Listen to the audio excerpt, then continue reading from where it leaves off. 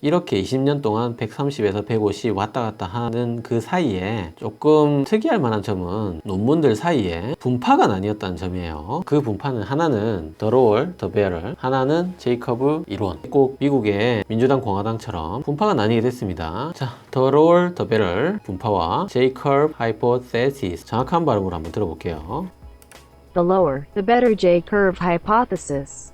The lower, the better. 그리고 J-curve hypothesis. 해석이 나오죠. 낮을수록 좋은 분파. 그리고 제2곡선 가설 분파. 자, 낮을수록 좋다. 이거를 만약에 사자성어로 만든다면 저저익선쯤 되겠죠. 근데 이제 그런 말 없으니까 설명하기 편하게 하기 위해서 다다익선, 즉 말해서 이 영상 안에서는 더 로울 더 베를 파는 다다익선파라고 제가 임시로 그렇게 좀 명명을 하겠습니다. 쉽게 얘기하면 다다익선파와 제2곡선파 두 파로 나뉘게 됐어요. 혈압은 무조건 낮출수록 좋다는 파하고, 혈압을 어느 정도까지 낮추어야 되지만 너무 낮추면 오히려 좀 좋지가 않다, 이런 분파가 J-curve hypothesis, 제2곡선파입니다. 이 제2곡선 가설이라는 거는 사실 이제 고혈압뿐만이 아니고 모든 건강 이슈에 공통적으로 다 들어있는 개념이에요. 예를 들어서 뭐 콜레스테롤 우리가 낮추면 좋은데 뭐 한도 끝도 없이 낮춰도 되나, 0이 돼도 되나, 뭐 이런 개념들. 뭐 살을 빼면 건강해지는데 그럼 무한정 빼도 되나, 20kg, 10kg까지 빼도 되는 건가? 당연히 아니죠, 물론. 이제 그런 개념. 그러니까 뭐 어디까지 내려야 하는지, 어느 정도 이상 내려가면 또 다시 문제가 생기는지, 그런 개념이 바로 제2곡선 가설이에요. 혈압도 마찬가지죠. 뭐 예를 들어서 120까지 낮추면 되는지, 뭐 110,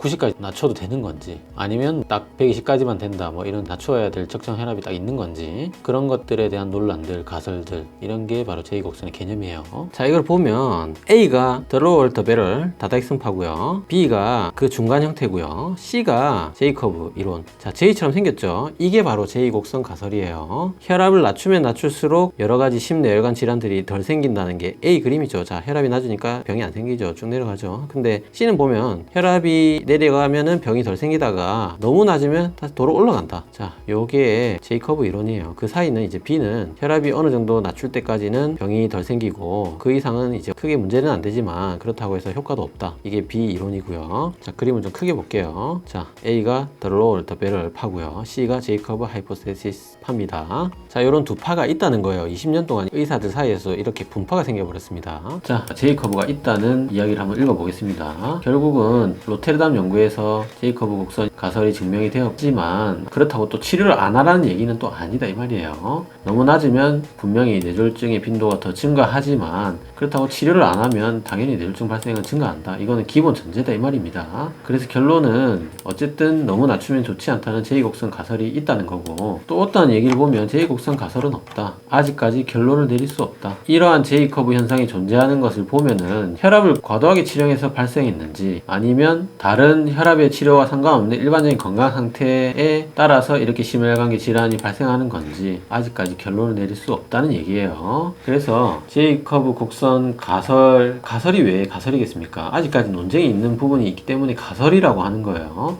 그래서 이거는 아직까지 가설이 불가하다는 파가 더 로울 더 베를 파고, 분명히 제2곡선이 존재한다는 게 제2곡선 파입니다. 자, 그러면 이런 이제 두 파가 있다는 거는 알겠고, 그러면 이 두 파 간의 논쟁들이 요 최근 3, 4년, 2014년부터 두 분파 간의 싸움이 어떻게 진행이 되고 있는지 가장 최근의 이슈를 한번 보도록 할게요. 우선은 2014년에 가장 권위 있는 JN18탄이 나오면서 140에 90 참 유지되고 좋았는데, 2017년 말에 불과 4, 5개월 전에 가이드라인이 새로 나왔어요. 이것도 굉장히 권위 있는 기관입니다. AHA와 ACC라는 기관에서 가이드라인이 나왔는데 무려 130에 80, 다시 2017년에 또 130에 80이 됐어요. 도로 엄격해졌습니다. AHA 미국 심장협회, 그리고 ACC 심장학회, 여기서 130, 80으로 대폭 낮아졌습니다. 이렇게 강한 이유는 2015년에 스프린트 연구가 이제 130, 80으로 낮추면 더 좋다, 이런 논문이 나왔기 때문에 가이드라인이 수정이 된 거예요. 이 스프린트 연구는 다다익선파겠죠. 그래서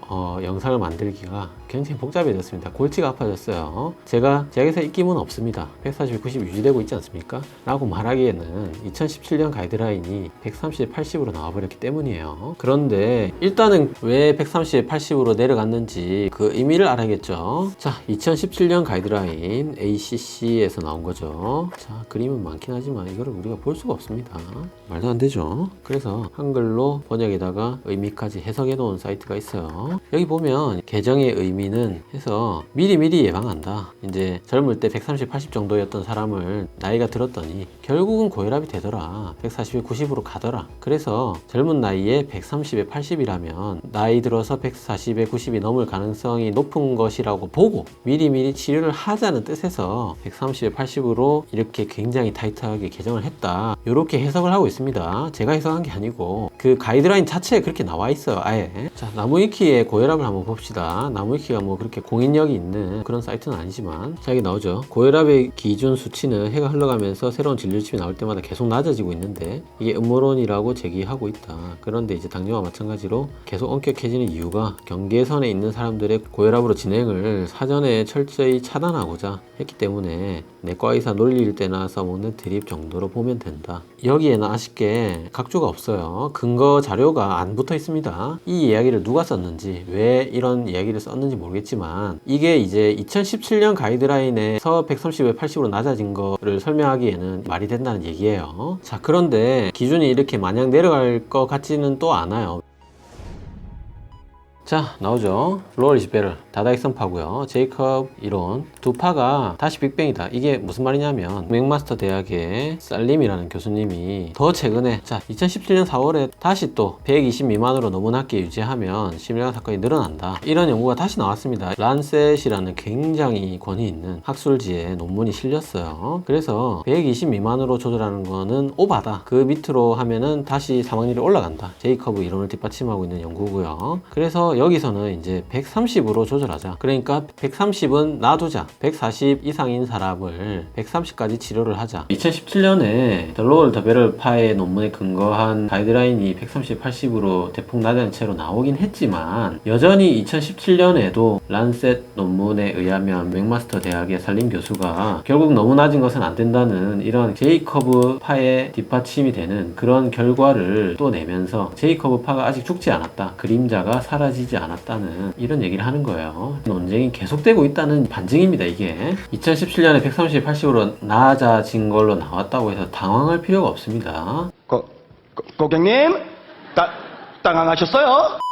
여전히 논쟁은 진행 중이라는 얘기예요. 논문이 먼저 나오고 가이드라인이 나중에 나옵니다. 그러니까 이때까지 내용을 한번 정리해보면 2015년에 다다익선파인 스프린트 논문이 나왔고 그걸 반영해서 2017년에 130까지로 정하자는 가이드라인이 나왔어요. 그러면 2017년에 제2곡선파인 살린 교수의 논문이 나왔으니까 이거를 반영한 가이드라인이 2019년쯤에 뭐 150으로 하자든지 이런 가이드라인이 또 나올지도 모르죠. 어쨌든 두 파 간의 논쟁이라는 거는 큰 그림에서 봤을 때 계속 낮아지는 게 아니고 130에서 150 왔다 갔다 중이란 뜻입니다. 그런데 그러면 우리나라에서 물론 이제 권위 있고 참고를 해야겠지만 이거는 미국 가이드라인이잖아요. 이것을 글자 그대로 130, 80 고지고대로 우리가 받아들여야 되나 이거를 제가 이제 설명을 드릴게요.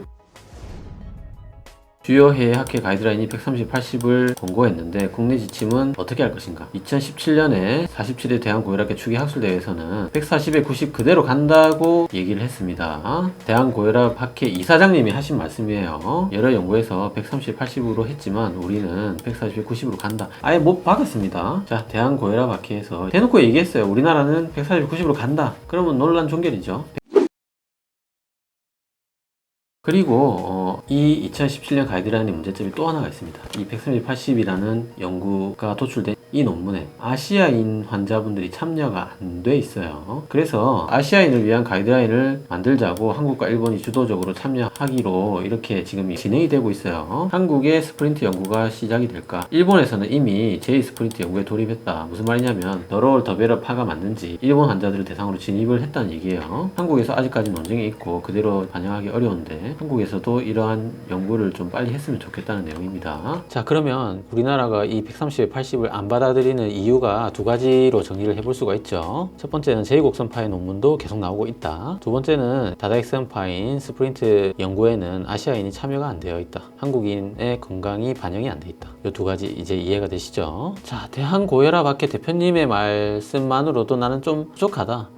그래도 난 못 믿겠다, 그렇게 생각할 수 있겠죠. 그래서 제가 전국의 고혈압 최고 권위자 교수님 10분의 이야기를 한번 들려드리겠습니다. 자, 이러한 130에 80을 받아들일 것인가, 여기에 대해서 국내 고혈압 전문가 10인의 의견이 있습니다. 자, 한 번씩 볼게요. 자, 강동 경희대 교수님, 130, 80으로 유지하라는 권고를 그대로 믿어서는 안 된다. 미국의 변화를 무시할 수 없겠지만 그대로 적용하기에는 무리가 있다. 자, 분당 서울대병원 교수님, 140에 90이 적당하다. 이 결정이 미국 심장학회의 비이성적인 결정이다.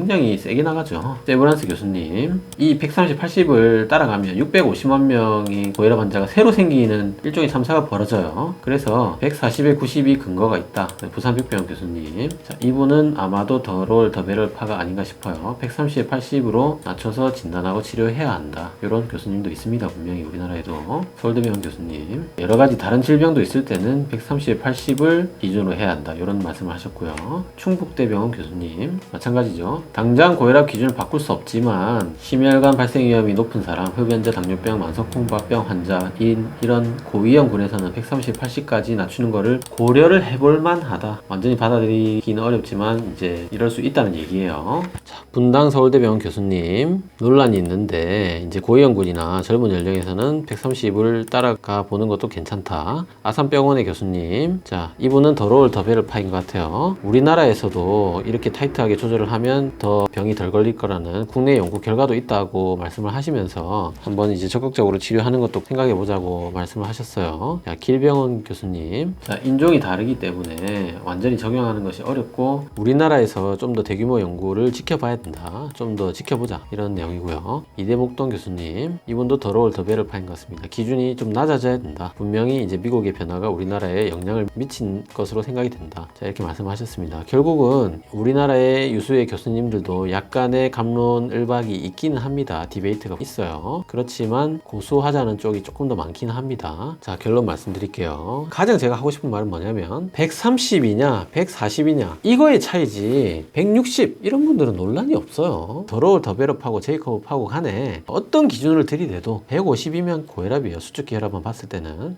그리고 130까지 낮추는 거는 마찬가지로 또 이견이 없어요. 120 이하로 낮추는 게 더러울 더베럴파와 제이컵 파가 여기서 갈린다는 거예요. 120 이하로 낮추면 더 좋다는 파와 120 이하로 낮추는 거는 오바다, 이런 파가 나뉜다는 거지. 140을 유지하자 이런 파는 없어요. 그건 제약의 사고 뭐고 그런 걸 주장하는 의사는 절대 없습니다. 140 이상인 사람이 치료를 받아야 된다. 그리고 130까지 낮춰야 된다. 이거에는 이견이 없다는 얘기예요. 그러니까 고혈압 치료를 너무 심하게 했을 때 뇌졸중이 생기냐 안 생기냐, 심근경색이 너무 심하게 낮추면 오히려 더 발생한다. 이거에는 이견이 있지만 기본적으로 고혈압이 확실한 분들 140, 150 이런 분들은 이견이 없습니다.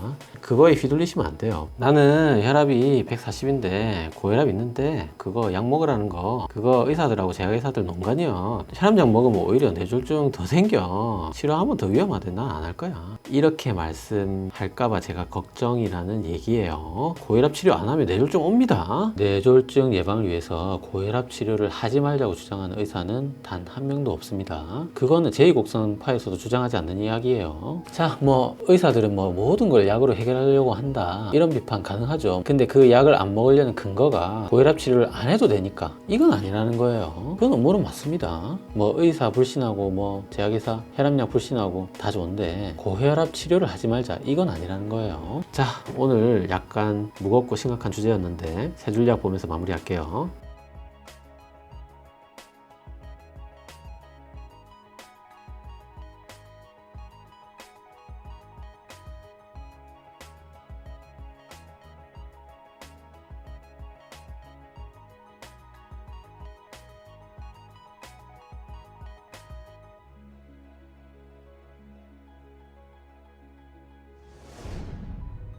자, 오늘 영상 도움이 되셨나요? 도움이 되셨다면 구독은 여기, 관련 영상은 여기 봐주세요.